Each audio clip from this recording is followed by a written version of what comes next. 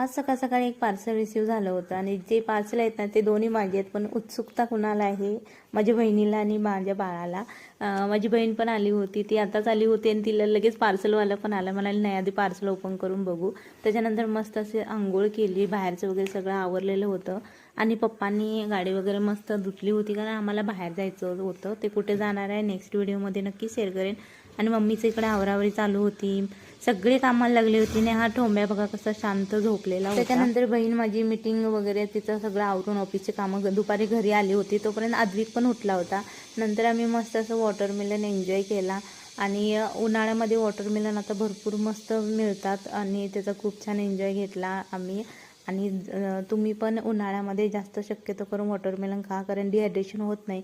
त्याच्यानंतर संध्याकाळच्या वेळेला ना ह्या काकी भरपूर कष्टाळू आणि जिद्दी आहेत, कारण ह्यांच्याकडे बघितलं ना एकाला मोटिवेशनची गरज असेल तर यांच्याकडे जावं असं वाटतं मला, कारण ह्या खूप मेहनत घेतात. बघा किती छान ब्लाऊज शिवतात, खूप म्हणजे खूप मेहनती आहेत. आणि माझे सगळे लग्नाचे ब्लाऊज ड्रेस वगैरे सगळं यांनी शिवलेलं आहे.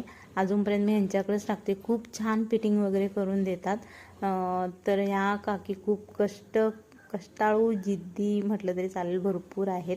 त्याच्यानंतर आम्ही ह्यांचे ब्लाऊज वगैरे आवरून झाल्यानंतर मस्त जेवण केलं आणि संध्याकाळी भांडी किचनगट्टा आवरून मस्त आवरलं.